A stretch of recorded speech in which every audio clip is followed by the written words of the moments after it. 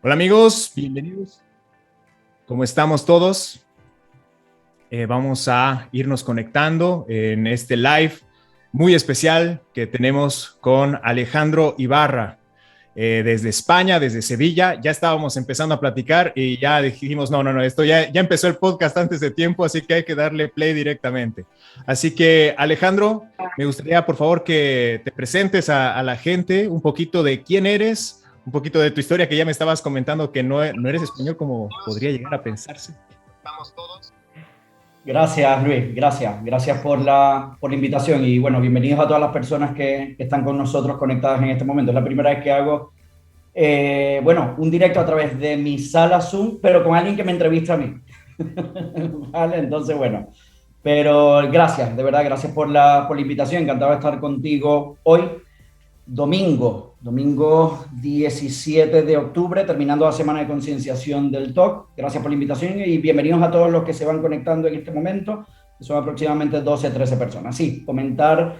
Alejandro Ibarra, psicólogo, especialista en trastorno obsesivo compulsivo. Y lo que estábamos hablando fuera de la cámara es que soy de Venezuela, soy latino y llevo aquí en España, en Sevilla concretamente, casi 19 años. Me especialicé en TOC en Estados Unidos a través de la Fundación Internacional de TOC, con sede en Boston. La especialidad la hice en Houston, concretamente de la mano de Abramovich, entre otros. Y antes de ello, pues lo que fue el máster de Psicología Clínica y de la Salud aquí en la Universidad de Sevilla, el máster de Psicología Clínica y de la Salud. Y bueno, pues sí, un largo, vamos a decir, un poco recorrido, ¿no? Desde que comencé con la consulta y después cogió la forma de trastorno obsesivo compulsivo. ¿Qué fue lo que te empezó a llevar y a interesar en este camino de especializarte en el trastorno obsesivo compulsivo? Mira, como lo he colocado muchas veces a través sobre todo de Facebook, ¿no? Que es una forma también de transmitir información y conocimiento, yo empecé prácticamente a ciegas, es decir, autodidacta. ¿Okay? Hace unos 13, 14 años aproximadamente, empecé con una pequeña consulta aquí en Sevilla, dedicada y dirigida principalmente a ansiedad y depresión. Hasta ahí poco sabía del TOC, más que lo que había aprendido prácticamente en alguna clase aislada en la universidad, en la carrera. Empecé con ansiedad y depresión, trabajando principalmente con trastorno de pánico, con ansiedad, agorafobia, algo de estrés postraumático y lo que es la depresión en sí. Hasta que el TOC tocó mi puerta. Como siempre digo, llegó el primer paciente con trastorno obsesivo compulsivo. Aquello me impactó sobremanera por varios motivos. Uno, por el nivel de sufrimiento, de angustia, de malestar que tenía este afectado. En este caso era una chica con TOC de contaminación. Y luego sentir la frustración, ¿no? La frustración y sentir el no poder ayudarla con lo que supuestamente uno aprende en la universidad, con lo que son las técnicas cognitivo-conductuales, con lo que son las estrategias, con lo que es pues una consulta de psicología clínica, ayudar a la persona a través de diferentes técnicas que puedan ayudarle. En este caso, pues la frustración no hacía más que incrementarse por día porque la persona, lejos de mejorar, empeoraba. Y ahí yo creo que fue prácticamente un antes y un después. Ahí yo digo al día de hoy que el TOC tocó mi puerta para quedarse.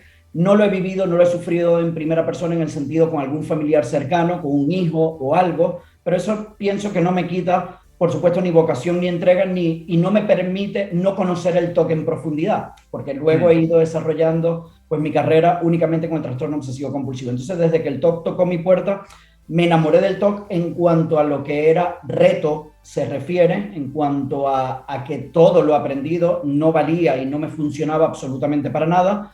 Y creo que a partir de ahí descubrí mi vocación dentro de la psicología general y dentro de la psicología clínica. Y a partir de ahí, pues, no he hecho más que prácticamente vivir, como siempre digo, como un monje dedicado al trastorno obsesivo compulsivo. De hecho, hoy es domingo y aquí estamos y no me pesa, lo disfruto porque es el día a día. O sea, para mí Claro. todos los domingos son iguales en el sentido de que mi entrega con el trastorno obsesivo compulsivo es de lunes a lunes. Entonces, para mí no hay domingos de que, bueno, domingo si toca o hay que hacerlo, me invitan, pues encantado de hacer este tipo de actividades. Y eso es un poco así a grosso modo, ¿no? Hombre, y aparte agradecerte porque sí nos costó encontrar un espacio en esa apretada agenda. Entiendo que además tienes un equipo que está dedicado también a la consulta, entonces se agradece, la verdad, que haya gente que se está enfocando en trastorno obsesivo compulsivo. Y me gustaría tocar justamente esto, ya que tú has vivido las dos caras de la moneda en este sentido, ¿no? La diferencia entre un psicólogo clínico y alguien ya especializado en trastorno obsesivo compulsivo. Claro, yo sin demeritar obviamente el trabajo de los psicólogos clínicos que tienen su formación en general, pero ¿tú recomendarías la especialización o cuáles crees que son las ventajas y desventajas? Sí, no, desde luego la especialización es el arma fundamental para tratar un afectado con trastorno obsesivo compulsivo. Es una muy buena pregunta e interesante, sobre todo para los que nos están escuchando, poder informarlos y educarles con respecto a lo que tiene que ver con la psicología general, psicología clínica. El trastorno obsesivo compulsivo es una subespecialidad dentro de la psicología clínica. Cuando hablamos de subespecialidad, claro, es algo muy específico que no se estudia en profundidad ni en la carrera ni en los diferentes posgrados, sean máster, sean diplomados, etcétera, etcétera, que hay en el mundo entero. Definitivamente, hasta que no haces una especialización específica, directa, concreta en trastorno obsesivo compulsivo, prácticamente vas como iba yo, a ciegas, utilizas técnicas, estrategias y recursos cognitivo-conductuales, pero que no ayudan y que muchas veces son ineficaces y potencialmente dañinas. ¿Por qué?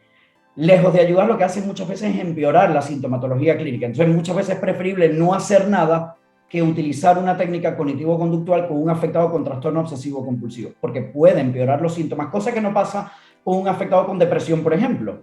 Bien sea porque la condición mental es bastante diferente, en el caso de la depresión es menos compleja, por llamarlo de alguna forma, el TOC tiene muchas aristas, lo que son obsesiones, el nivel de ansiedad, las compulsiones que hablaremos ahora un poco más en profundidad, 5 elementos fundamentales como la duda, la culpa, en fin, es algo muy específico. Definitivamente recomendaría siempre especializarse a los psicólogos generales.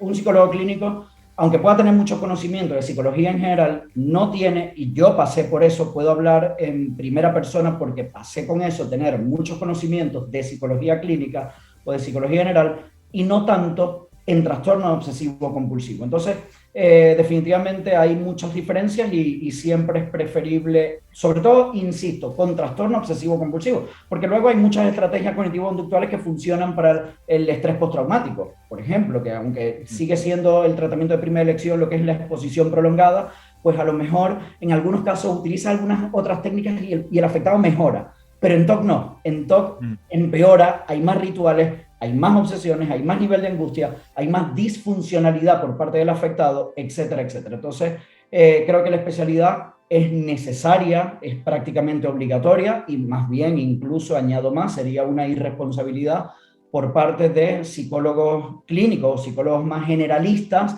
dedicarse al trastorno obsesivo compulsivo sin una especialidad. Y eso sigue ocurriendo en el mundo, o sea, eso sigue pasando aquí en España, en Latinoamérica, sigue habiendo psicólogos generales que intentan tratar el trastorno obsesivo compulsivo hasta que se dan cuenta que, lo que me pasó a mí, hasta que se dan cuenta que intentan avanzar y mejorar y los pacientes no, pues no avanzan y no hay una mejoría significativa. Es una condición bastante escurridiza, ¿no? Porque a veces lo que termina siendo la solución se convierte en una nueva obsesión y algunas de las habilidades y los mecanismos que uno utiliza para tranquilizarse terminan creciendo y volviéndose obsesiones o compulsiones. Entonces es muy escurridiza esta condición. De hecho, me gustaría, me adelanté un poquito. Debe haber personas ahorita que se están conectando y que no están familiarizadas con la condición, ¿no? Entonces, si nos pudieras contar un poquito qué es el trastorno obsesivo compulsivo y tal vez después irnos un poquito más a detalle a las distintas manifestaciones que puede haber de esta condición.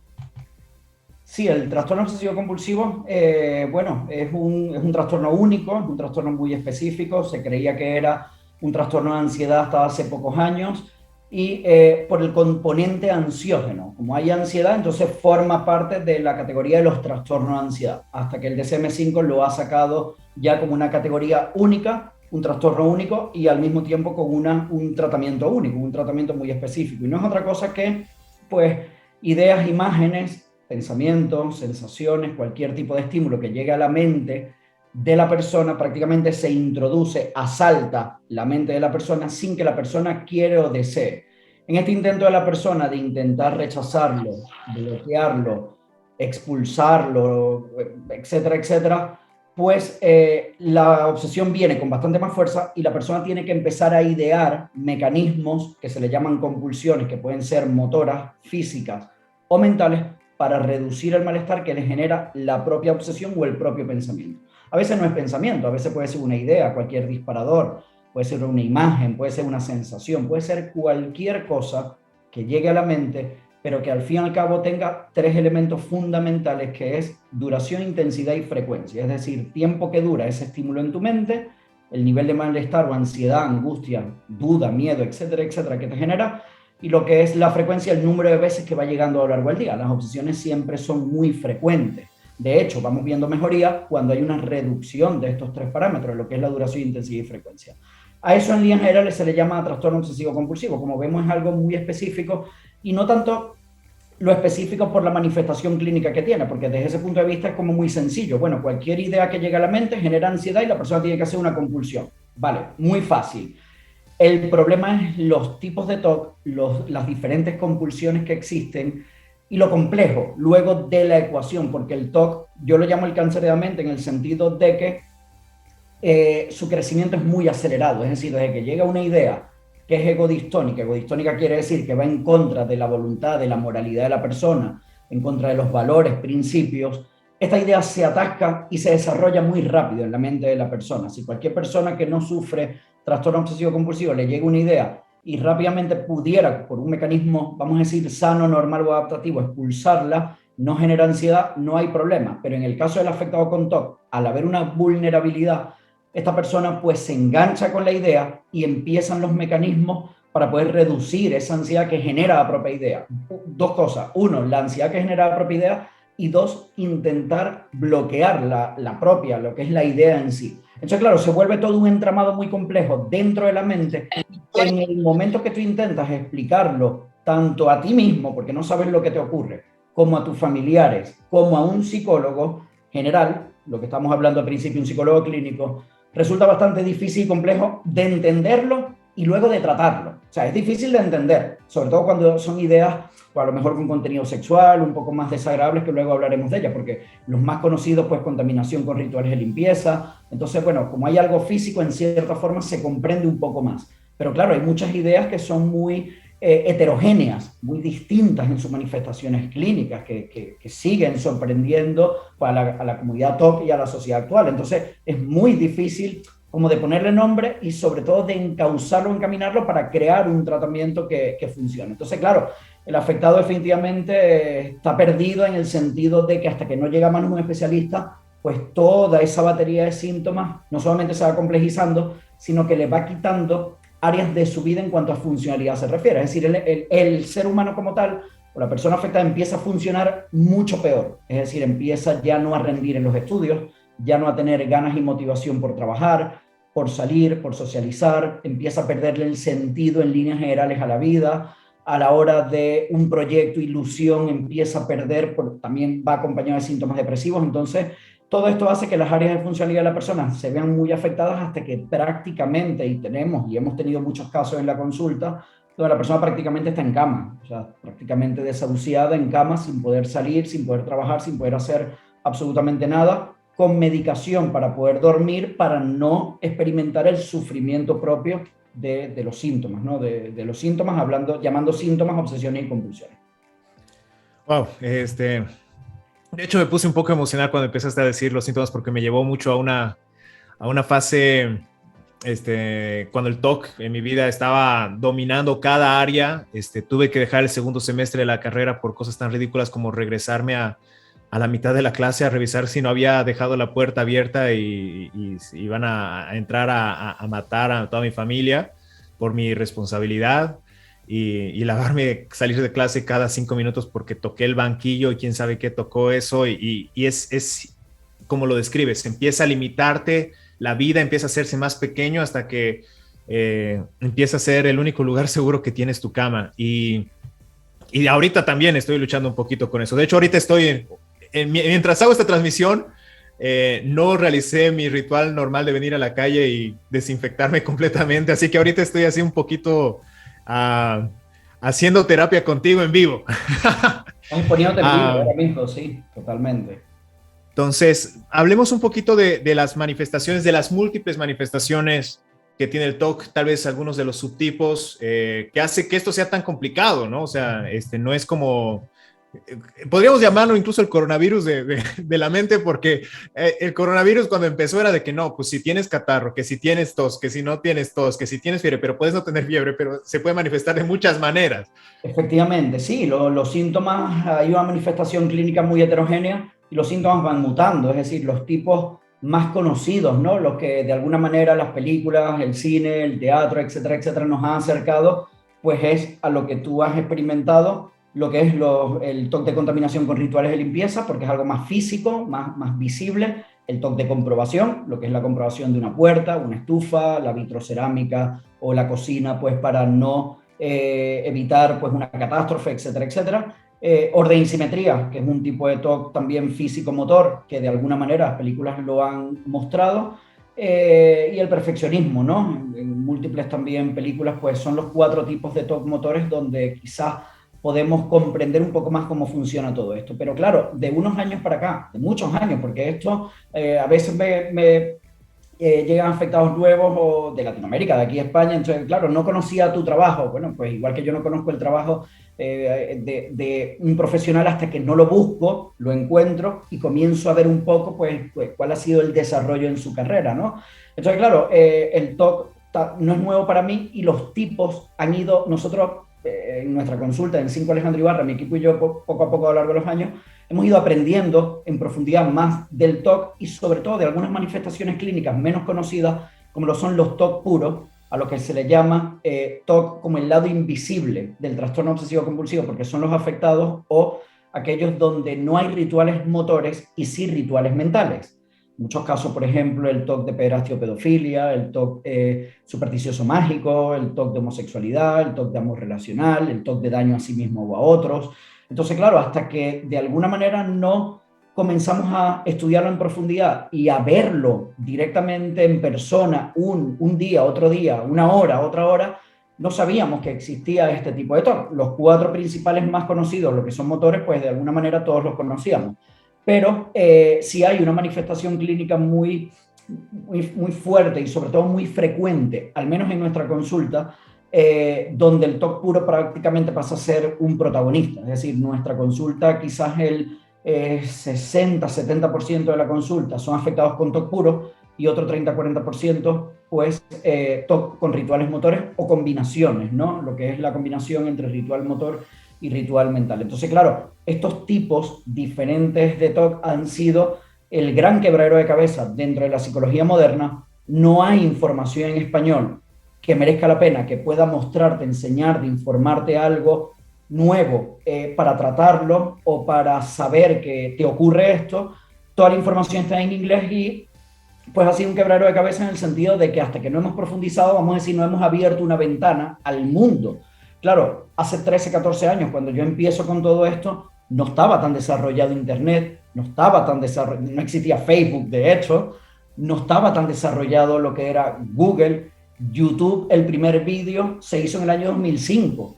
Estábamos en pañales prácticamente en todo esto. No existían los webinars, no existían estas conexiones de hoy en día que se vienen a dar desde hace prácticamente 4, 5, 6 años para acá. Hace 13, 14 años, pues había que viajar a Estados Unidos sí o sí, formarte y con suerte comenzar un trabajo prácticamente autodidacta porque no estaba tan expandido el conocimiento. No es como ahora, que ahora nosotros tenemos un directo o un vídeo y mostramos cómo puedes hacer EPR, cómo puedes mejorar, cómo con la ayuda de tu terapeuta puedes ir poco a poco avanzando en tu recuperación. Antes era leer un libro en inglés y con suerte prácticamente siendo autodidacta mostrarlo, era bastante más difícil.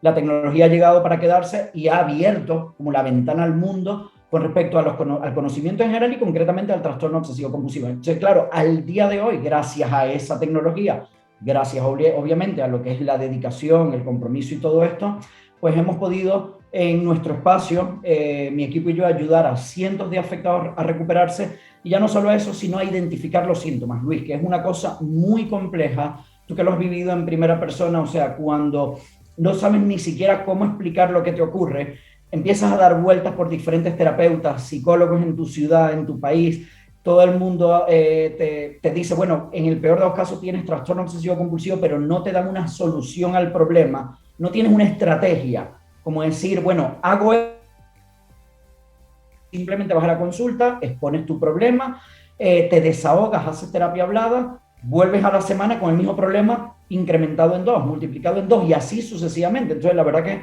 es muy frustrante, ¿no? Y bueno, afortunadamente en nuestro espacio, pues seguimos trabajando y batallando fuerte para reducir dos cosas. Primero, para reducir el tiempo, recordar el tiempo de recuperación.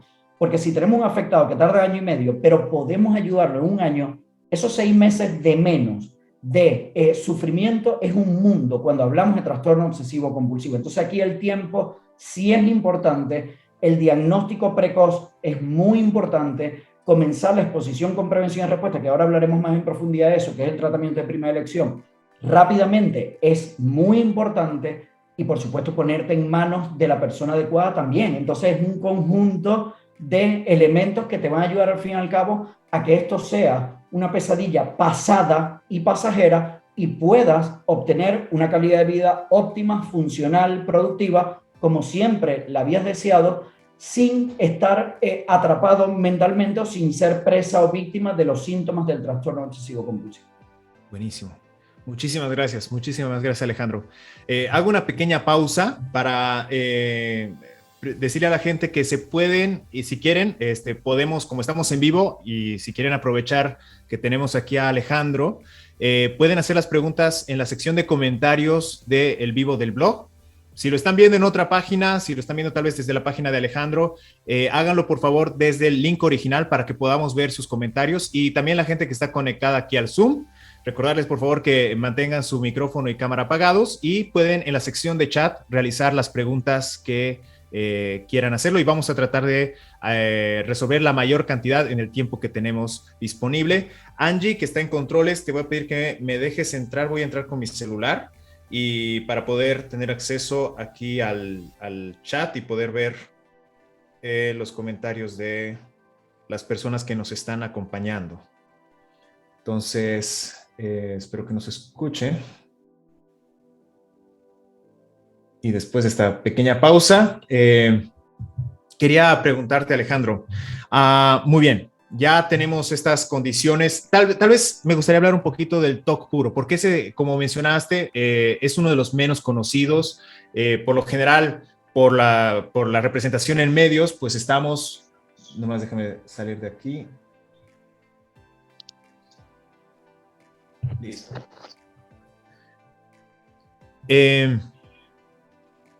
¿Se escucha el retorno de esto o no? ¿Se escucha doble? No. Perfecto. Entonces, la principal, como mencionabas, en los medios se representa mucho más la lavadera de manos, la simetría, tal vez incluso la repetición. Toc Toc creo que le dio una nueva visibilidad a la condición. Polémica podría ser tal vez para algunos, pero de todas maneras dio una visibilidad. Pero está el TOC puro, ¿no?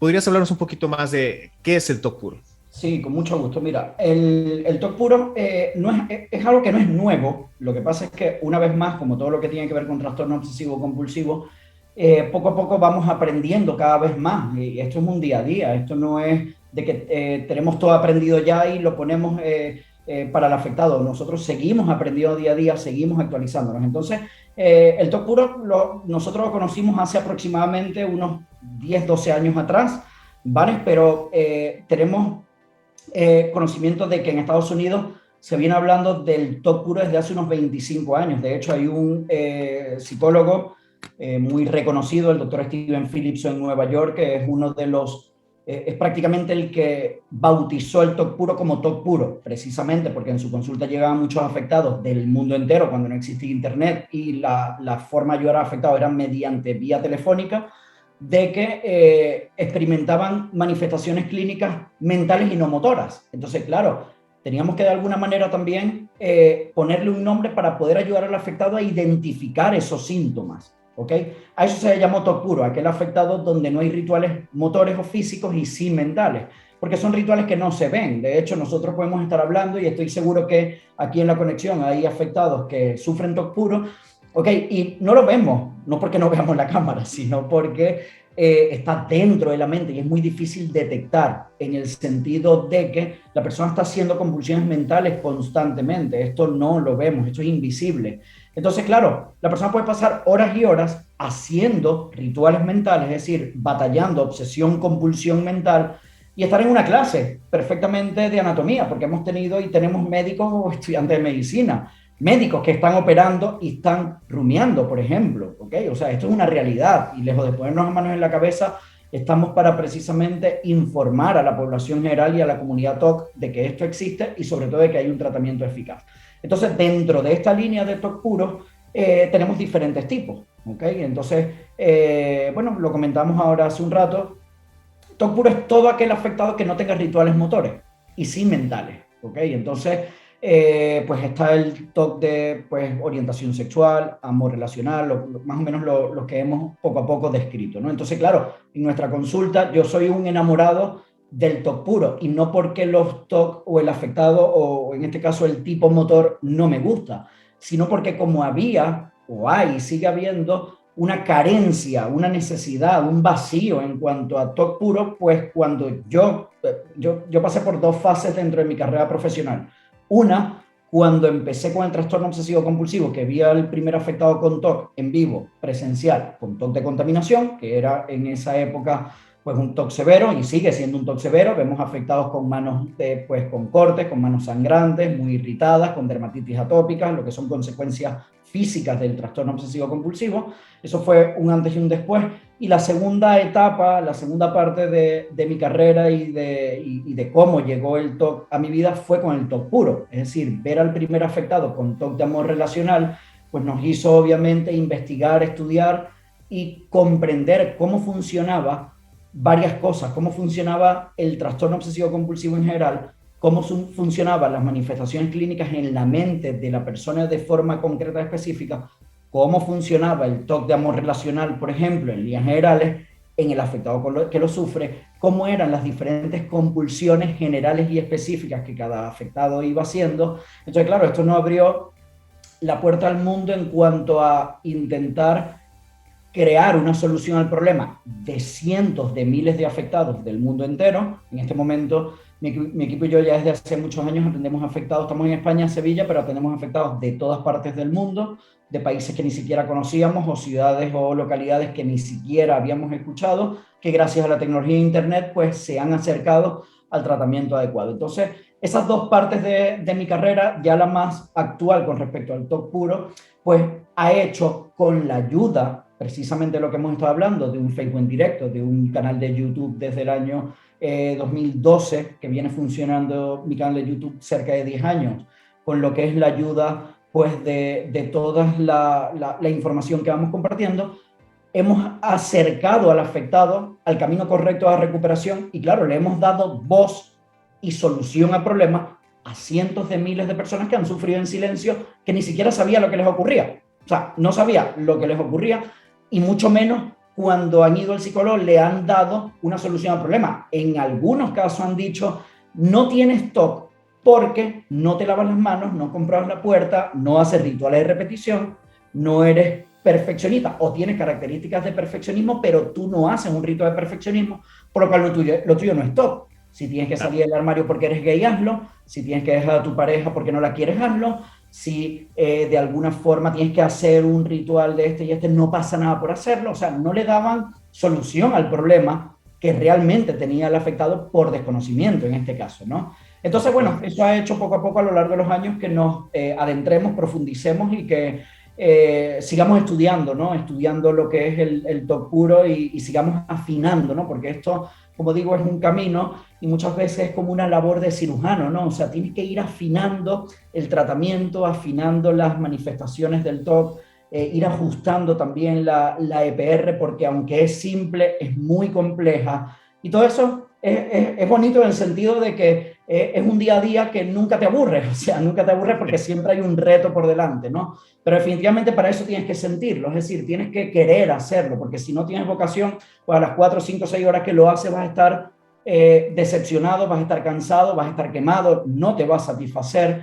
Y la verdad que para nosotros es bastante satisfactorio, ¿no? Ver cómo el afectado llega a la consulta con unas ideas y con unos rituales mentales y motores o con una vida hecha gracias al TOC, y cómo después de 6 meses, un año o el tiempo que sea de tratamiento, pues cambia radicalmente absolutamente todo, su perspectiva de vida, sus nuevas ilusiones. Hemos tenido afectados, por ejemplo, que aquí en España, que es bastante difícil, igual que en muchos países seguramente, aprobar por concursos de oposición, por ejemplo, lo que son los policías, que aquí se hace un concurso de oposición para entrar, ¿no?, en lo que es la policía local, policía nacional, o para dar clases en los institutos o en las universidades. Hemos tenido afectados profesionales de todas las áreas, directivos de banco, ingenieros muy, muy cualificados y muy inteligentes. Entonces, que hasta que no le han puesto nombre y apellido a sus síntomas y no han comenzado el camino para recuperarse, de alguna manera, pues no han desarrollado todo ese potencial que han tenido, porque los síntomas TOC lo tenían como, ¿no?, como opacado, y es normal, te tienen prácticamente atrapado mentalmente. Entonces, bueno, eso es pues parte de la labor que hacemos. No sé si he respondido a la pregunta, me he ido. Sí, sí, sí. No, y aparte es algo complicado, obviamente, por el hecho, como mencionas, de que es algo interno, de que no tiene esas manifestaciones externas más que que la persona empieza a sentirse limitada y empieza, porque se la pasa rumiando, ¿no? Y me siento un poco identificado con lo que mencionas de cómo ir descubriendo cosas, porque yo mismo, mientras hago investigaciones, de repente me topo con que, oye, este miedo que yo tenía con respecto a la homosexualidad está relacionado con el TOC, ¿no? Es algo que yo descubrí años después, cuando ya estaba en un proceso de recuperación, que nunca supe que estaba directamente relacionado, hasta que empiezas a indagar y o el TOC religioso dice, ok, y empiezo a leer y a detalle, y dije, esto era, vaya, entiendo el hecho de que es ir escarbando, y como dijimos al principio, es muy escurridizo, esta condición toma muchas formas. Ahora, lo que me gustaría es, que vayamos a hablar un poquito justamente de cuál es la solución, ¿no? Que obviamente, especialmente a las personas, noto que hay varias preguntas de personas que están bastante ansiosas de tener una solución para su problema, que adelanto que obviamente en una sesión de podcast no va a ser completamente, no va a ser la solución directa, pero que puede ser el camino para ir encaminándose en la decisión, en el camino correcto hacia la restauración. Entonces, ¿cuál es este camino, Alejandro? ¿Cuáles son los pasos que se debe seguir para poder empezar a tratar al TOC? Sí, lo primero, una vez que ya tenemos como nombre, apellido lo que nos ocurre, ¿no? Ya tenemos lo que es el trastorno obsesivo compulsivo, tenemos el diagnóstico, o ya sé lo que me pasa, ¿no? Vale, pues tengo obsesiones, compulsiones, y empiezo en manos de un especialista, empiezo el camino para recuperarme. Lo primero que hacemos en la consulta, en la sesión número 1, es hacer una jerarquía de síntomas. Estos síntomas se entienden como obsesiones y compulsiones, sean mentales o sean motoras. Esta jerarquía es el punto de partida. Nosotros tenemos un protocolo de trabajo, Luis, muy específico, que lo hemos ido prácticamente depurando, mejorando y perfeccionando a lo largo de los años, como es lógico. Conforme vas aprendiendo, pues vas perfeccionando. Entonces, somos un equipo de trabajo que nos dedicamos únicamente al trastorno obsesivo compulsivo, y eso lo vemos desde la llamada telefónica. Desde que contesta el teléfono mi asistente Isa, pues ya ves que hay algo específico, que hay algo diferente en la consulta de Alejandro Ibarra con respecto a todas las consultas que he ido. Y es que nosotros llamamos las cosas por su nombre. O sea, un tipo de TOC de daño a sí mismo o daño a otro es un tipo de TOC de daño. No es una fobia de impulsión, que se puede confundir. O un tipo de TOC de homosexualidad es un tipo de TOC de homosexualidad u orientación sexual. No es que tengas ganas o quieras salir del armario, etcétera, etcétera. Entonces, desde la primera llamada ya hay algo diferente, que es ponerle nombre y apellido a lo que te ocurre. En la primera sesión con nosotros, tanto conmigo como con mi equipo, hacemos lo que se llama jerarquía de síntomas, cuáles son las principales ideas que te llegan y las compulsiones que tú haces, y las vamos detallando. Esa jerarquía no debe ser excesivamente larga, porque la mente de la persona con TOC normalmente está rumiando, y esa rumiación se manifiesta en forma de compulsión a través de la confesión, a través de verbalizar lo que me ocurre. Estoy muy mal porque he visto a un chico atractivo por la calle o he visto a una niña pequeña y no sé si soy un pedófilo, no sé si soy homosexual. La persona está verbalizando para calmar la ansiedad. Eso se llama confesión, que es un tipo de compulsión. Entonces, en este protocolo de trabajo que nosotros tenemos, en una primera sesión hacemos una jerarquía no muy larga de los síntomas, vamos orientando al afectado a que la jerarquía de estos síntomas sea muy concreta, muy específica, pocos pensamientos o ideas o imágenes, 4, 5, 6, con las respectivas convulsiones que hace. Y le brindamos, en esa primera sesión, que es la única sesión, vamos a decir, hablada en el sentido de que es a través de la palabra, lo que es la psicoeducación del TOC, que es lo que necesitas saber del trastorno obsesivo compulsivo para poder tratarlo, y cómo se manifiesta en ti, tu tipo concretamente, y la solución al problema lo más importante. Hablamos mucho de TOC siempre, en todos los sitios, las películas, etcétera, etcétera, pero nunca hablamos del tratamiento, porque los terapeutas no saben, no sabemos hasta hace pocos años tratarlo. Entonces siempre hablamos de incluso técnicas nuevas, el aprendizaje inhibitorio. El aprendizaje inhibitorio no es nuevo, si quieres lo hablamos de eso, eso es antiguo y no es nada que no tenga que ver con la EPR, por ejemplo. Entonces todo está descubierto, no hay nada que descubrir. En esa primera sesión te brindamos la solución al problema a través de la psicoeducación de la EPR, la psicoeducación del TOC, y a partir de la sesión número 2 ya empezamos tratamiento. Perder más tiempo es no permitir al afectado brindarle la oportunidad de recuperación en el menor tiempo posible. Entonces, al ser una consulta muy dedicada a esto, en una primera sesión ya tenemos lo que necesitamos. De hecho, el último vídeo de este lunes pasado era de mi canal de YouTube, psicólogo Alejandro Ibarra. ¿Qué información necesito para ayudarte como afectado? Porque el afectado viene con ganas de contarnos toda su vida, en el sentido de que todo el proceso, desde que aparecen los primeros síntomas hasta la actualidad, aunque es importante, no es necesario. Necesitamos datos muy concretos, como tu evolución, cuando empiezan los primeros síntomas hasta la actualidad, cuáles son tus principales ideas y qué haces para reducir el malestar, que es en este caso las compulsiones. ¿Qué necesitas saber tú del TOC, del tratamiento de exposición con prevención de respuesta? Y sobre todo, ¿qué necesito yo de ti? ¿Por qué? Porque tú puedes tener muchas ganas de recuperarte, pero yo necesito de ti 2 o 3 cosas muy concretas, como la disciplina, como el compromiso, como las ganas de recuperarte, como que tengas un motivo por ti, y no por tu pareja, y no por tu madre, y no por un familiar, sino porque realmente quieres cambiar tu vida. Y eso todo lo trabajamos en la sesión número 1, y a partir de la sesión número 2 empezamos un trabajo de exposición con prevención y respuesta a través de los diferentes tipos de exposición, tanto al pensamiento como imaginación o en vivo, primero siempre al pensamiento e imaginación y más adelante en vivo, donde el afectado comienza ya a crear lo que es un control de los síntomas. Control de síntomas quiere decir que los síntomas no sigan creciendo. Es como un cáncer que queremos frenar. Esa fase de control de síntomas suele durar aproximadamente entre 3 y 6 meses, donde los síntomas no continúan aumentando, no continúan creciendo, no continúan expandiéndose. Luego, es una contención. ¿Perdón? Es una contención de los síntomas. Exactamente. Frenamos los síntomas de alguna forma para que no continúen creciendo. Y a partir de ahí viene otra fase, una segunda fase, que es la reducción, que los síntomas comienzan a reducir, donde la duración, intensidad y frecuencia de estos síntomas va disminuyendo para posteriormente lograr una remisión. Por ahí hay unas preguntas muy interesantes con respecto a la cura, que ahora las aclararemos, etcétera, etcétera. La remisión no es otra cosa que la desaparición de los síntomas. Podemos lograr que el afectado tenga una remisión total o parcial de síntomas. Los síntomas suelen desaparecer. Esto no quiere decir, en TOC todo es incertidumbre. Esto no quiere decir que no tengamos la garantía o certeza que en un futuro vuelvan los síntomas. Lo que sí nos dice la experiencia clínica es que no llegan o no vuelven con tanta agresividad como han vuelto la primera vez que no se han trabajado, que no se han tratado.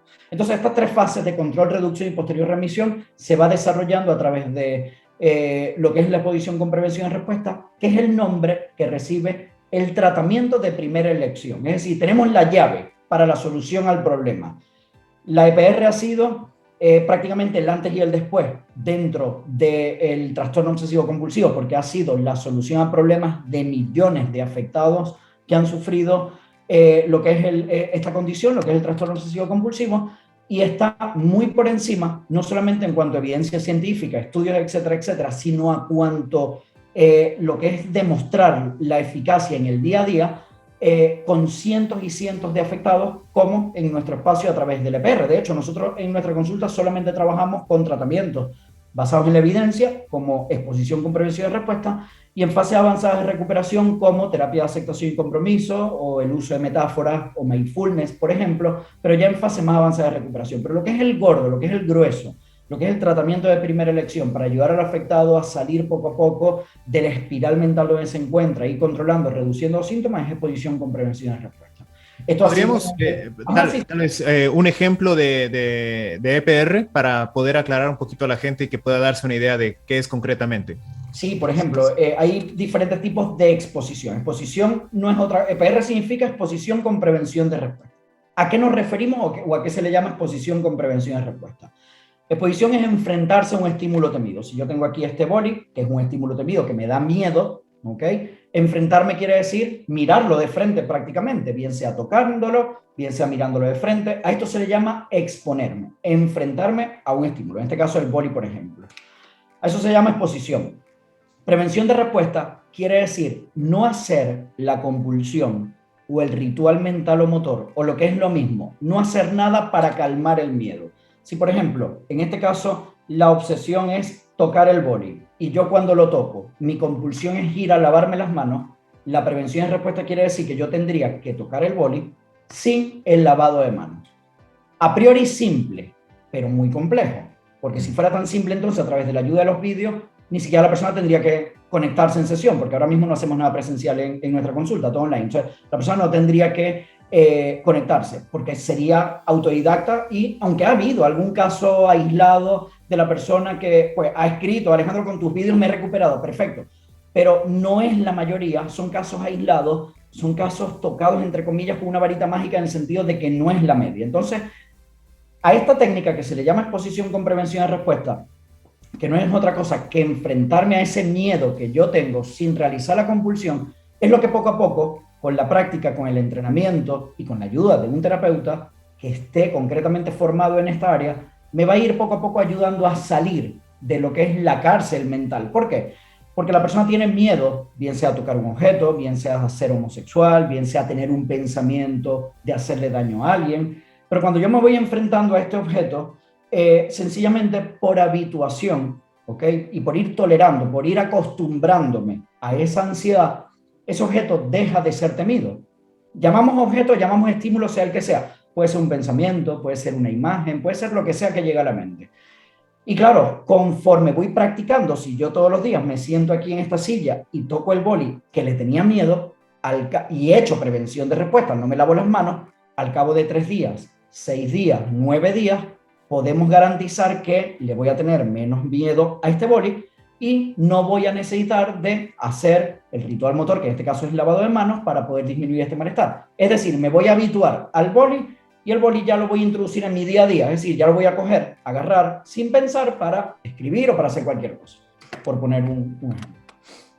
Buenísimo, buenísimo. Creo que eso va aclarando un poco de cuál es el EPR. Ahora, uno que yo no estoy familiarizado es y que mencionaste, la terapia de compromiso, de aceptación y compromiso. Terapia de aceptación y compromiso es una terapia de tercera generación, ¿okay? Una terapia un poco más moderna, que consiste básicamente en trabajar a través del uso de metáforas. Hay muchas metáforas. Si simplemente colocamos mindfulness o terapia de aceptación y compromiso en Google y metáforas, y te pueden aparecer 1500 vídeos del uso de metáforas, y no es otra cosa que ayudar al afectado en fases avanzadas de recuperación a gestionar los pensamientos que van llegando a la mente, que ya son más intrusivos que obsesivos. Intrusivo es cuando llega, pero no te genera un daño o un malestar significativamente alto, sino que es algo incómodo, pero lo puedes tolerar y lo puedes dejar en tu mente. Obsesivo es cuando llega, te asalta, genera angustia, genera miedo, quieres rechazarlo y tienes que hacer algo mental o motor para poder calmar el malestar. Entonces, este pensamiento, como está muy trabajado a través del uso del EPR, está muy reducido lo que es el malestar, pues con la ayuda de la metáfora, una metáfora muy común que usamos en la consulta es imaginarte que los pensamientos, que tus pensamientos, que ya no son obsesiones, porque, insisto, son pensamientos aislados, 1, 2, 3 pensamientos, no son pensamientos con esa carga obsesiva cuando la persona está rumiando 24 horas al día, 7 días a la semana, sino son muy poquitos pensamientos. Tú te imaginas que ese pensamiento es, por ejemplo, un globo, simplemente voy observando el pensamiento como si fuera un globo y lo dejo como pasar de largo, como que salga el globo en mi mente. Eso se llama terapia de aceptación y compromiso a través del uso de metáforas, y algunos autores utilizan como los valores de la persona. Nosotros en la consulta no es que no lo utilizamos, sino que está implícito en que la persona va a moverse por sus valores. Una vez que la persona, por ejemplo, va a dejar que fluyan los pensamientos y no tenga ansiedad, la persona va a recuperar sus valores y sus ganas de absolutamente todo, de vivir. Entonces no hay que, vamos a decir, como que, por eso digo, es simple pero complejo, pero es que a veces los terapeutas complicamos más las cosas, porque entonces la misma terapia de aceptación y compromiso a través del uso de metáforas, bueno, pero trabájalo a través de tus valores, venga, empezamos a introducir elementos, como si esto fuera una mochila con recursos, y conforme más elementos tenga, más guay y mejor y más cool. No, no, no, error. La mente del afectado con TOC ya es lo bastante compleja y necesitamos simplificarla, ¿sabes? O sea, tiene que ser algo simple. Simple, me expongo, hago prevención y respuesta. Ya he controlado los síntomas, perfecto. Al final del proceso, uso de metáfora, 1, 2, 3 sesiones y vete para casa y vive o disfruta del día a día, disfruta de la piscina, de la playa, de tus seres queridos, etcétera, etcétera. No agregues más elementos que muchas veces pues confundimos más y hacemos esto bastante más complejo de lo que ya es. Como decimos en México, no le eches demasiada crema a tus tacos. Muy bien, Ale. Me gustaría, ahora sí, nos están lloviendo las preguntas. Hemos dado un marco teórico bastante amplio. Vi por ahí que hay algunas que están relacionadas con los familiares y me gustaría conectarla justamente porque el día de ayer tuvimos una plática con Hugo Garza, que trabaja con los familiares de afectados, ¿no? Entonces veo que hay personas que aquí son familiares. Aquí dice, ¿cómo hago con mi hija? No acepta enfrentarse, aunque le explique que se tiene que exponer y ya bajará la ansiedad con la práctica. Tiene 9 años. ¿Qué pueden hacer los familiares del afectado para ayudar a su pronta recuperación? Bueno, esta no está. Me gustaría englobarlas por ahí un poquito, las que estén medio temáticas. Dice, ¿qué hacer cuando te utiliza para la compulsión?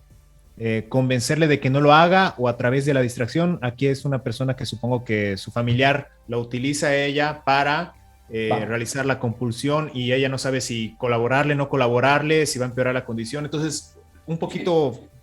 Sí, chévere. Este Mira, sí, a ver, cuando en este caso el afectado utiliza al familiar, a eso se le llama family accommodation o acomodación familiar. Es un concepto que existe, que hay, y es cuando tu familiar participa en los rituales, bien sea, por ejemplo, comprándote más jabón para que te laves más las manos, bien sea abriéndote la puerta para que tú no tengas que tocar la cerradura de la puerta, por ejemplo, etcétera, etcétera. Entonces, lo primero, yo entiendo esta pregunta, que la persona está con un terapeuta adecuado y especialista, porque si no está con un terapeuta adecuado es muy complejo el proceso de recuperación para hacerlo solo. Entonces, lo primero, buscar un terapeuta. Ahora, ¿qué pasa si la niña de 9 años rechaza, refuta el tratamiento, no quiere tratarse? ¿Ok? Que es a lo que nos ocurre y llegan muchas preguntas de padres y madres de afectados.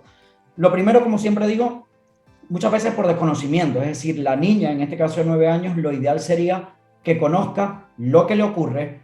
Los vídeos, insisto, ha sido el antes y el después en la ayuda del afectado y en la vida posiblemente de todos nosotros en general, porque a través del vídeo YouTube está hecho prácticamente para ayudarte en este proceso, para dártelo a través de los pasos. Entonces, yo recomiendo siempre a los familiares suscribirse a mi canal de YouTube, Psicólogo Alejandro Ibarra, ver los vídeos del tipo de TOC de la niña. Mi hija tiene 9 años con TOC de contaminación, con TOC de tipo X. Busco Psicólogo Alejandro Ibarra, tipos de TOC de contaminación, por ejemplo, para que la niña vea testimonios de afectados recuperados, cómo va a ser la terapia para poder ayudarla. La niña tiene que tener la información. Primero el familiar, que es adulto, entender, comprender, a través también del terapeuta, en este proceso mientras va a terapia, y una vez que tenga la información, os garantizo que la niña va a tener bastante más, vamos a decir, va a estar más predispuesta al tratamiento, no va a rechazar tanto, porque muchas veces por desconocimiento. Se habla de que la exposición es dura, sí, la exposición es dura, pero es progresiva, es como lanzarte al agua, pero con un flotador para que poco a poco aprendas a nadar. Es decir, no es todo lo malo que parece, esto es desconocimiento. O sea, es dura, sí. Sacarse una carrera también es duro y hay afectados que se han sacado 2 y 3 carreras, ¿me entiendes? O sea, es dura, pero no es peor que lo que ya tú has pasado, en este caso la niña o la madre o el familiar. Entonces, en conclusión, informarse a través de los vídeos o a través del conocimiento del trastorno obsesivo compulsivo y de lo que es la técnica, para que la niña no rechace el tratamiento, sino que más bien lo acepte. Nosotros en consulta hemos tenido y tenemos casos de afectados con 14, 15 años que nos han llamado el padre, la madre, mire usted, Alejandro Ibarra, sí, vale, mi hijo lo ha conseguido usted por YouTube, tiene 14 años y sufre de TOC de daño.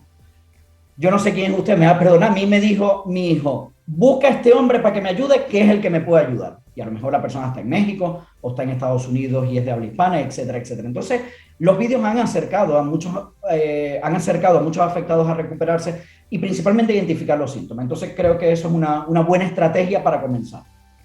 Sí, no, de hecho, el contacto que hice contigo fue mientras hacía mi investigación sobre el trastorno obsesivo compulsivo y tus videos son de los primeros que salen, así que altamente recomendable el canal Alejandro Ibarra ahí en YouTube.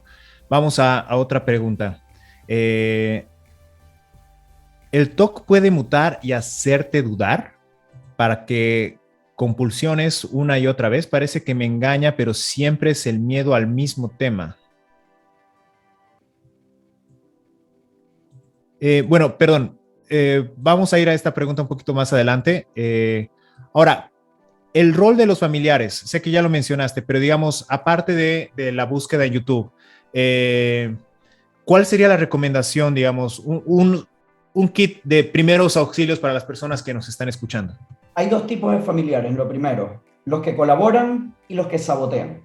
¿Okay? Los que colaboran en la terapia y los que sabotean la terapia. Eso está estudiado y lo vemos en consulta en el día a día.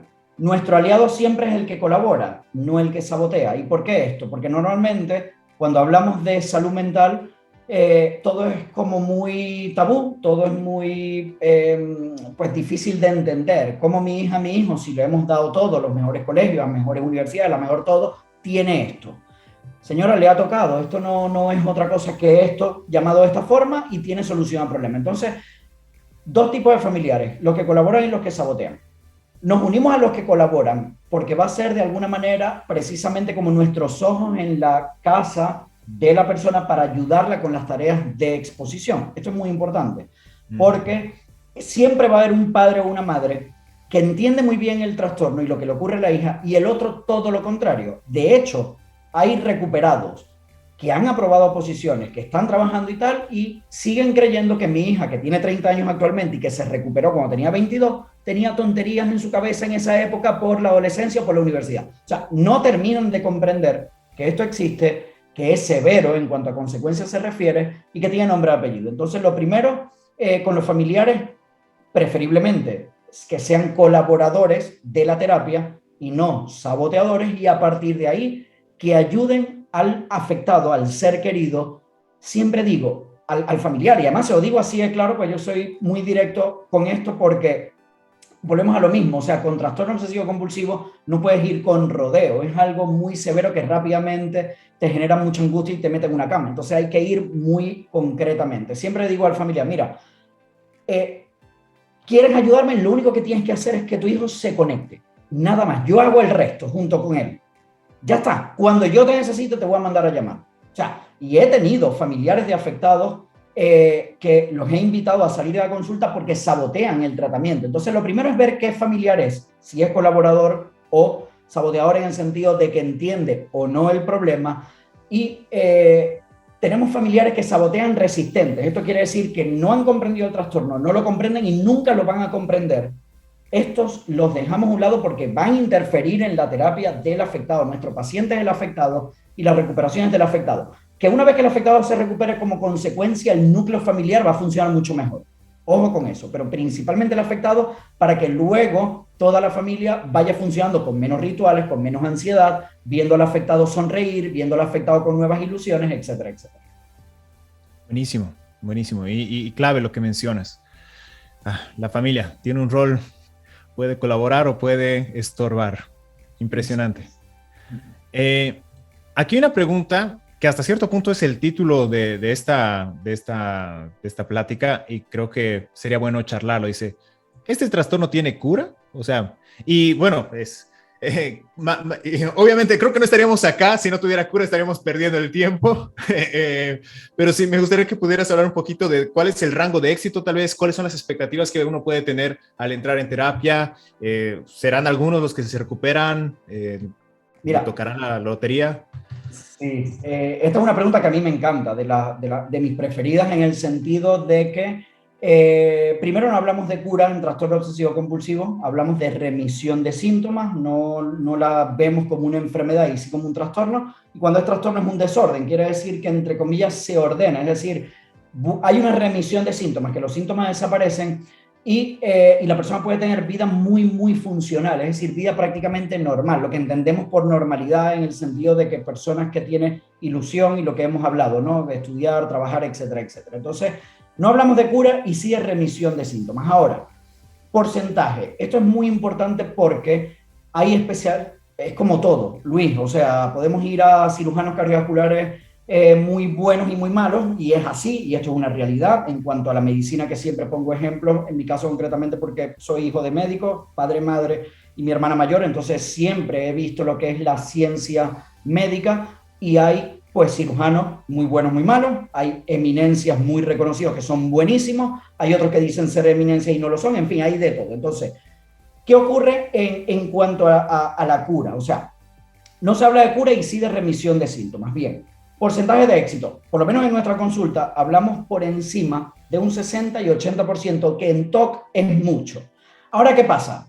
Pues Google e Internet puede ser un amigo o un enemigo. Ves a especialistas nuevos que van comenzando y te hablan de que el TOC no se quita, como si esto fuera una mancha en una camisa.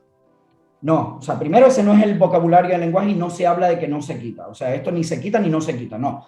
Esto se reduce, se controla, se reduce y después se remiten los síntomas en ese orden. Luego, terapeutas que no tienen mucha experiencia y de nuevas generaciones de 3, 4, 5 años para acá, donde los mensajes no son esperanzadores, y no porque en el mundo del TOC no haya mensajes esperanzadores, sino porque a lo mejor ellos no recuperan afectados. Yo hablo de mi experiencia, y si tú me preguntas, pues yo te voy a responder que en nuestra consulta, y no porque somos mejores ni mucho menos, sino porque trabajamos pero con el cuerpo, el alma, la mente, las manos y todo lo que tengamos hasta que el afectado se recupere. Y de hecho, por eso están los testimonios de tantísima gente que comparte las historias con nosotros.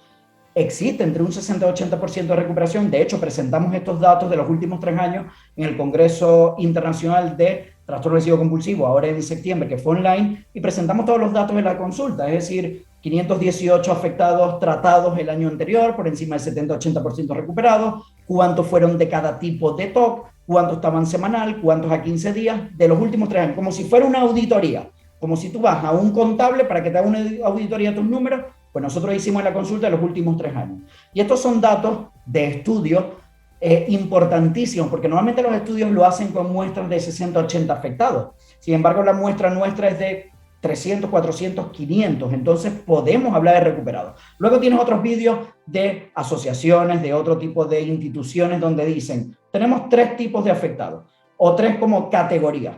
Un tercio se recupera, un tercio no se recupera y un tercio se recupera algo. Perdona, será en tu sitio. Eso no ocurre en nuestra consulta. Entonces yo no puedo hablar, ¿me entiendes?, por el éxito de otros, ¿ok?, cuando en mi consulta pasa lo contrario. Ahora, no hablamos de 100% de recuperación porque no existe el 100%. Una vez más, cuando hablamos de TOC tenemos que tolerar la incertidumbre, porque el afectado dice, es que quiero que me garantice el 100% de recuperación. Perdona, si es que con tú y yo y cualquier persona con un 60-70% de recuperación nos sacamos 2 carreras más, ¿me entiendes? O sea, haces vida normal, o sea, no tienes que llegar al 100%.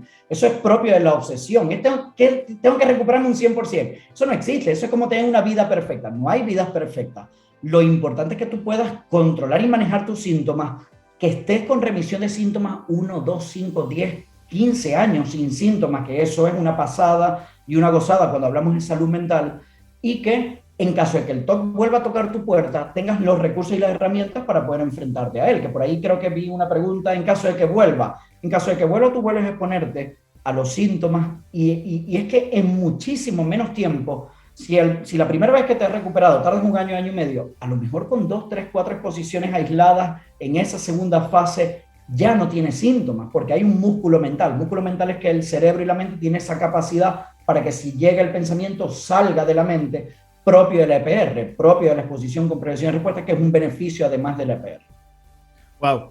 Sí, vale la pena aclarar, lo que me está diciendo este 70-80% de recuperación es en la persona, o sea, de los síntomas, del 100% de los síntomas, es el 70-80%, no el hecho de que haya 80% de recuperados, sino 70-80% de los síntomas. Bueno, son las dos. Cuando hablamos de porcentaje, hablamos de síntomas y que de cada 10, 7, 8 se recuperan. Claro, o sea, es como si yo tengo una condición cardíaca y voy para que, bueno, pues para que de alguna forma tener un tratamiento, pero yo no tengo garantía al 100%, es que no podemos jugar con esa garantía, porque esa garantía no es que no existe en TOC ni es que no existe en EPR, es que no existe en la vida, ¿me entiendes? Claro. Entonces, cuando hablamos de 70-80% de remisión de síntomas, es que los síntomas desaparecen y que aproximadamente de cada 10, 70-80% hay una remisión o total o parcialmente alta, que son conceptos que hay que aclarar. Total es que la persona tiene 0 síntomas y parcialmente alta es que a lo mejor la persona tiene algún pensamiento aislado, pero puede hacer vida normal. ¿Ok? Entonces, el reto en TOC no es el porcentaje de recuperación. El reto en TOC es controlar los síntomas y remitirlos hasta tal punto que tú puedas hacer vida normal. Porque si yo, por ejemplo, mañana salgo de mi casa y tengo una preocupación, pero no me impide hacer mi día, entonces perfecto. El problema es que a mí me impida. Salgo tarde por la preocupación, estoy agobiado todo el día por la preocupación, estoy controlando de alguna forma mi síntoma, mi obsesión, etcétera, etcétera. Ahí es donde está el problema. No, y completamente de acuerdo. Y ahí es donde hace mucho sentido la metáfora que haces del TOC como el cáncer de la mente, porque sí, o sea, no es que te lo quitas, es que entra en remisión y te permite tener una vida, llevadera. La verdad, yo experimenté eso. Ahorita justamente estoy, gracias al coronavirus, en un proceso de como que resucitó al monstruo por ahí, pero sí, no, como mencionas y me hace mucho clic lo que estás diciendo, no es al nivel que ocurrió en la primera vez, ¿no? Hace unos 10, 15 años justamente. Me hace mucho clic lo que estás diciendo, es así como que, sí, este hombre no está vendiendo humo, damas y caballeros, se los puedo decir de primera mano. Que justamente llega como que un momento en el que pareciera que todo se ha ido, que tenía pequeñas cosas que, vaya, algo que nunca se me pudo quitar era el poder botar la basura, la bolsa de la basura sin el asco y la parálisis un poco, ¿no? La sacaba, pero era un infierno. Aún así lo lograba hacer. Ahora que resucitó con el COVID y que me ha complicado un poquito la exposición porque efectivamente hay una pandemia en la que tengo que andarme lavando las manos, pues no ayuda mucho, pero sí es algo mucho más manejable. No estoy dejando mi vida, simplemente son niveles de ansiedad complicados que tal vez después te esté hablando, Alejandro, para poder controlarlo un poco mejor. Vamos a otra pregunta y vamos cerrando también porque ya hemos estado acá un rato. Sé que el tema nos apasiona y hay bastantes preguntas. La verdad, disculpen a todos por no poder contestarles. Veamos. Aquí en el Zoom hay comentarios como EPR me ha cambiado la vida, gracias.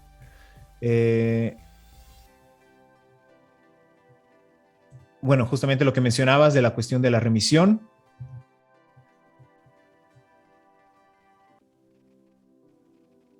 Insultarse mentalmente a sí mismo y negar ser lo que se piensa es una compulsión.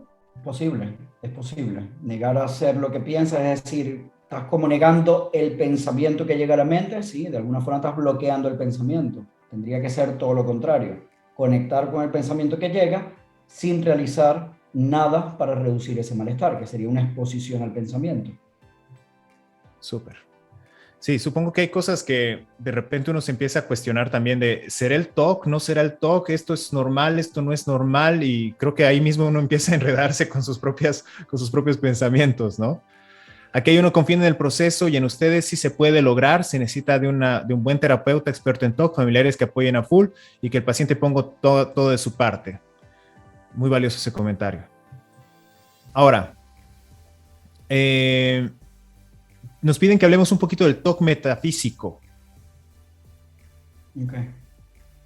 Si puede hablarnos un poco del TOC metafísico, Sí, claves exitosas de EPR. Sí, el TOC metafísico es un tipo de TOC, se llama contaminación metafísica, es un tipo de TOC on lesser known, que es menos conocido. Lo digo así porque así me lo estudié tal cual, y es un tipo de TOC que es bastante menos común, ¿ok? Con respecto a... en la contaminación hay 3 tipos de contaminación más conocidos: la contaminación por gérmenes, bacterias, etcétera, etcétera, luego la contaminación emocional y luego la contaminación metafísica. En el caso de la contaminación metafísica ocurre en algunos casos cuando pues la persona ha sido, en algunos casos, o violada o abusada, ¿ok?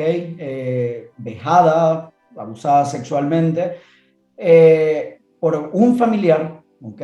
O no necesariamente, pero en algunos casos, en muchos casos, por un familiar, y la persona tiene el temor como a contaminarse, parecerse o ser como ese hecho que ha ocurrido. Entonces, bueno, la persona empieza pues prácticamente a evitar sitios, a evitar lugares, a evitar absolutamente todo. Si la persona sabe que en esta sala ha ocurrido una violación, pues a esa sala no puedo entrar por el temor a que puedo convertirme, parecerme con esa persona que ha realizado ese abuso. Esto, una vez más, se lo cuentas a un psicólogo que no sea especialista en TOC y obviamente el diagnóstico va a ser erróneo. El TOC es un trastorno muy infradiagnosticado, diagnósticos muy erróneos, y el tratamiento va a ser erróneo. Y aquí no es otra cosa que, una vez más, si tengo el tipo de TOC concretamente metafísico, pues a través de la exposición, primero en imaginación, tengo que comenzar a enfrentarme a esos estímulos temidos. Primero hacemos la jerarquía de lo que te ocurre en cuanto a síntomas, pensamientos, imágenes, etcétera, etcétera, y después poco a poco ir enfrentándolo. Entonces, es un TOC que es menos conocido, pero esto no quiere decir que no tenga buen pronóstico. Todos los TOC, aunque hay unos que tienen mejor pronóstico que otros, pero todos los afectados con todos los tipos de TOC pueden recuperarse. O sea, eso es otro mito a lo que nos enfrentamos día a día cuando ves, por ejemplo, canales de, pues eso, a organizaciones o terapeutas nuevos. Solamente un porcentaje puede recuperarse. Falso. Solamente un tipo de TOC. Tampoco. O sea, hemos tenido afectados de largas evoluciones con 60, 70 años, con TOC muy complejos, muy severos, que se han recuperado con la ayuda de la exposición con prevención y respuesta. Entonces, esto no es algo, y siempre lo pongo en mis publicaciones y en la información que voy compartiendo en mi Facebook, no eres la excepción. O sea, deja de que la persona o las personas te vendan lo que no es, que eres la excepción y tu caso no es para recuperarte. No, si tú trabajas disciplinadamente, sigues a cabo fielmente la pauta del terapeuta que te está indicando el camino para recuperarte, combinando diferentes tipos de exposiciones, variando los estímulos a la hora de exponerte, variando los contextos, variando los estados de ánimo. Da igual que te expongas cuando estés deprimido, cuando estés ansioso o cuando estés muy animado, haciendo las variaciones pertinentes en las diferentes exposiciones a lo largo de todo el camino, y te garantizo que te puedes recuperar. Y cuando hablamos de recuperación hablamos de funcionalidad, nos olvidamos de los porcentajes, es la funcionalidad, ¿ok? Es sobre todo recuperar ilusión, y que tú tengas las riendas de tus síntomas, que tú controlas tus síntomas, no que los síntomas te controlen a ti. Puedes salir de casa, pero depende del día. Si hoy es día tal, no puedo salir porque mis síntomas me dicen lo contrario. No, que tú tengas las riendas de tus síntomas, eso es muy importante. Eso es control de síntomas al fin y al cabo, de síntomas y de la condición. Buenísimo, Alejandro. Creo que voy a ir cerrando, a menos que veas por ahí alguna pregunta que te llame la atención, que crees que tal vez sería bueno utilizarla, hablarla, porque justamente, y me disculpo de antemano con todas las personas que están preguntando, que justamente como esta condición tiene tantas manifestaciones y tiene tantas aristas, de repente no podemos hablar de todas en este momento, ¿no? O sea, uno que me sorprendió, que descubrí recién el año pasado, es el TOC relacional, ¿no? O sea, las dudas constantes respecto a tus sentimientos, respecto a tu pareja. Y que uno puede decir, como mencionabas hace poco, ¿no? Pues simplemente es como que decídete, la quieres o no la quieres, y tú dices, pues está complicado, no logro descifrar.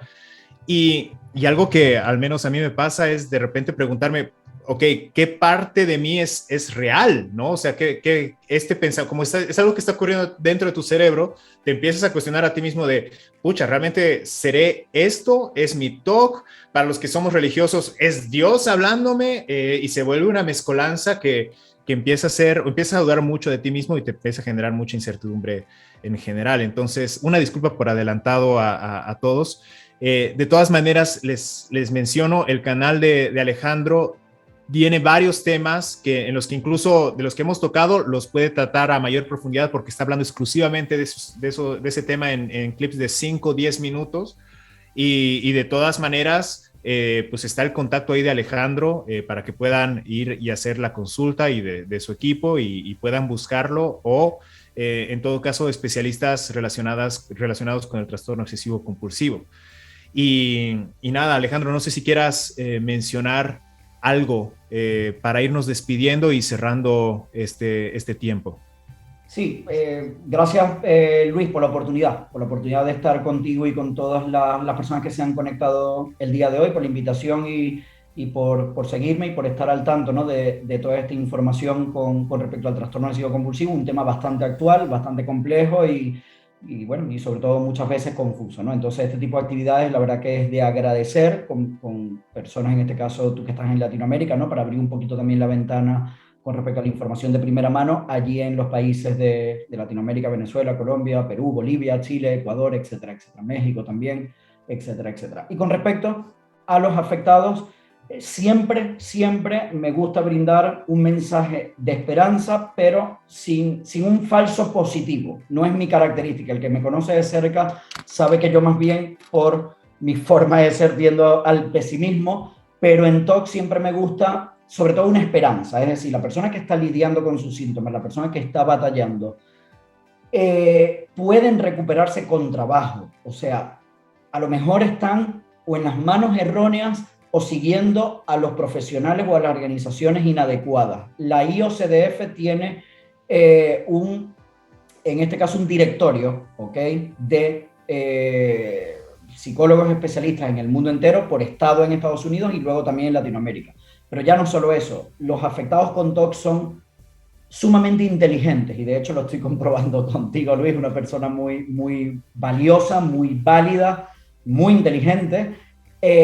Utilicen esa inteligencia para la recuperación, para seguir la gente adecuada, para el que te pueda ayudar realmente en esa recuperación. El trastorno es un trastorno de la duda, sí, pero ustedes como afectados saben muy bien cuando el terapeuta te habla quién puede ayudarte a recuperar y quién no. Pero sobre todo no pierdan la esperanza, trabaja fuerte. La técnica es una sola, se llama exposición con prevención y respuesta. Y siempre digo, es simple pero compleja. Pero con la ayuda adecuada, sea el terapeuta, sea el equipo adecuado, el que sea, esté donde esté. No estoy diciendo que es Alejandro Ibarra, esté donde esté. Hay buenos terapeutas en el mundo entero también de habla hispana que puedes acudir a ellos. Pero sobre todo, que te den esa esperanza con casos reales. Tú tienes que verlo y ser tangible. Pero búscala porque existe esa ayuda y existe la recuperación y de hecho hay, como digo, cientos de miles que se han recuperado y creo que ese es mi mensaje final. Mucho ánimo a todos en cuanto a recuperación y sigan trabajando fuerte porque puede lograrse.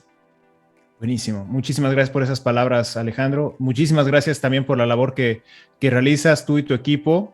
La verdad de que las personas que sabemos en primera mano lo que se siente, el que nos den una luz de esperanza, el que haya un pequeño avance, pues es algo que se agradece muchísimo y muchísimas gracias también por los recursos que das gratuitamente y el tiempo que nos has entregado. Y a las personas afectadas, muchas gracias por afectarse, muchas gracias por conectarse. Muchísimas gracias también por la fuerza que nos damos unos a otros en esta comunidad.